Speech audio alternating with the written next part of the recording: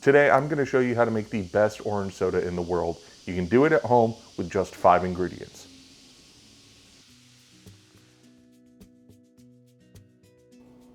Hello and welcome to Breakfast for Pancakes. I am your host, PK Sullivan. Today I'm really excited to share with you my latest obsession, probably is what you would call it. I recently got a home carbonator unit. This is the DrinkMate system. I specifically chose it because it can carbonate anything. You can carbonate juices and things with sugar. It's not just for making club soda. This is great because while I enjoy a good soda, I try not to drink a lot of it. It's a lot of calories, and I also don't like all of the preservatives and artificial flavors and additives that go into the commercial products. Today, we're going to be making orange soda from scratch, starting with oranges. The first version turned out great, and it's only gotten better as I've tweaked and refined the process. So here we go. This is homemade orange soda, aka the best damn orange soda you've ever had. Where you want to start is by making your gum acacia gel.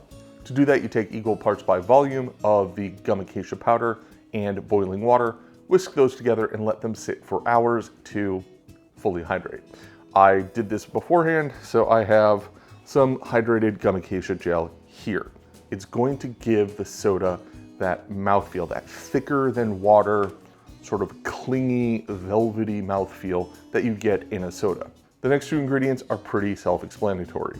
You're going to need oranges, then sugar. Sodas are sweet, sugar is where the calories come from. We all know that.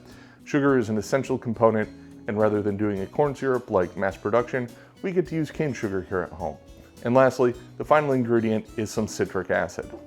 Sodas are not just sweet, they all have some sort of acid in them to give them a little bit of zing, a little bit of pop. I'm doubling down on the bright, sunny flavors of the oranges by using citric acid. Citric acid naturally comes from citrus fruits, so by adding additional citric acid, we're able to just amp up the perception of the bright, sunny juice flavor. With this all set up, let's get to cooking. Use good juicing oranges. Valencia and Mineola I find both to be very good, very flavorful, as well as providing a good amount of juice. A good amount of juice is important because we don't want to dilute this down terribly with a bunch of water. So get as much juice as you can from some nice juicy oranges. First, you want to peel the oranges. I'm using a cut-resistant glove because this sort of peeler, the quote-unquote safety peeler, is the only kind of peeler I have ever cut myself with. I actually have a little gash in my pinky that is still healing. So, cut-resistant glove for my hand that is holding the oranges. Now, the reason I want to use this peeler is because it gives the thinnest slice of the peel, taking as little pith as possible.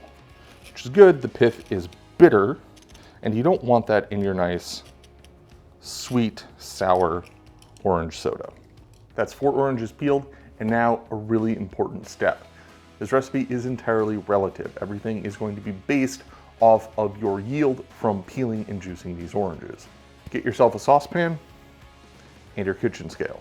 Then weigh out your orange peels, divide it by 5. That's how much citric acid you want. So I'm going to do 20.5 grams of citric acid, add that to the pot.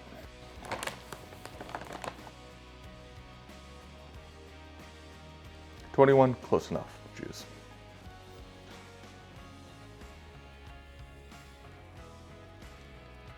Now, here's the interesting thing about oleosaccharum and the acidic version used in super juice.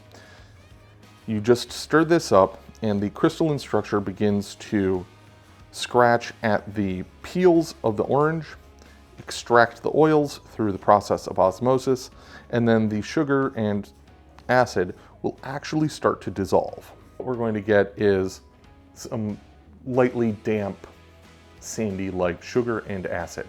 Cover this up and set it aside for 2 to 3 hours, and that will give it time to really just extract all the oils and be the most flavorful syrup you can imagine. Really squeeze the oranges, get as much juice out of them as you can. Like I said, we're going to be creating a concentrated syrup. I don't want to dilute that by adding water.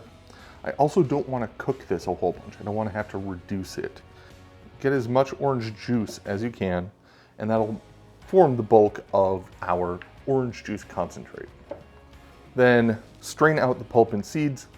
I don't know about you, but I don't want pulp in my orange soda.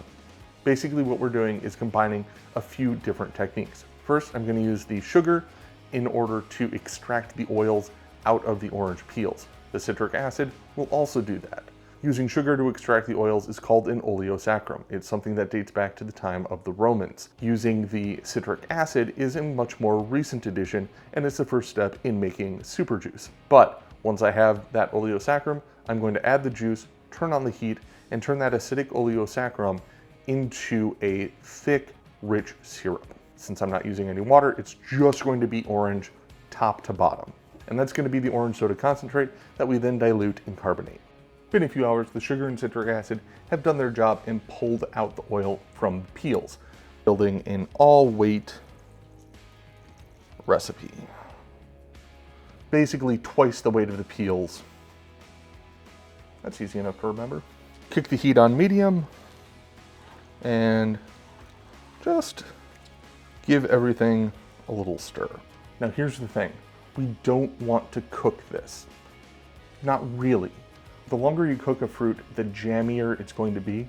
We don't want our orange soda to taste like orange marmalade. That's not what we're going for. We want it to be bright, fresh, orange flavored. So, cook this as little as possible, just dissolve the sugar.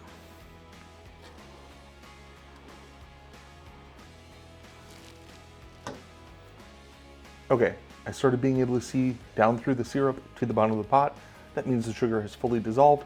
Get this off the heat and let's strain it. Smells great. Does not taste great. Right now it's way too sour, but that's fine, it's concentrate. At this point, weighing up your syrup is very important because we are going to be adding 25% of this weight in our gum acacia. So 585, 1/4 of that is 125 plus 21 is 146 grams. All right, now we have our orange gum syrup, but something's wrong, isn't it? It doesn't look right. And here's something that I have discovered about myself. Sometimes nostalgia is just too much of a powerful force. I need my orange soda to look like orange soda. To that end, we're going to do 1, 2, 3, 4 drops of red and 6 times as many drops of yellow. So 20, 21, 23, 24.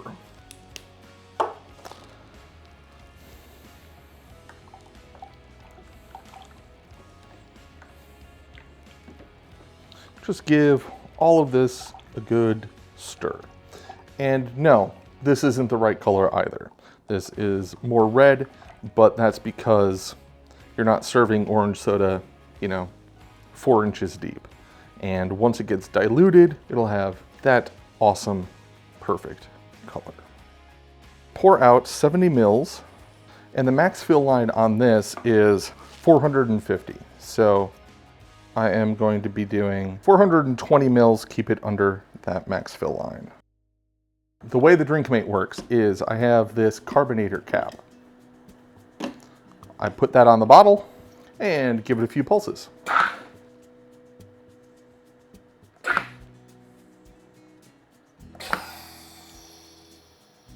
When you hear it release, tilt it forward and let it finish degassing. Now it's still going to be at excess pressure in here. Flip the little metal handle and it will release pressure down to normal serving.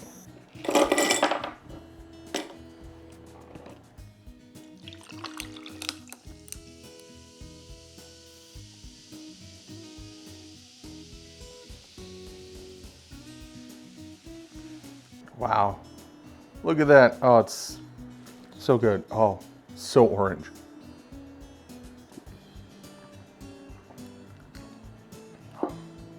More orange than orange. It's, Now, to store the rest of it, I have a swing top bottle that I use in homebrew. So that's orange soda, and damn if it isn't good. Your orange syrup will keep in the fridge for at least a couple of weeks. Go ahead and enjoy some orange soda. I'm PK Sullivan. This is Breakfast or Pancakes. Thank you for watching.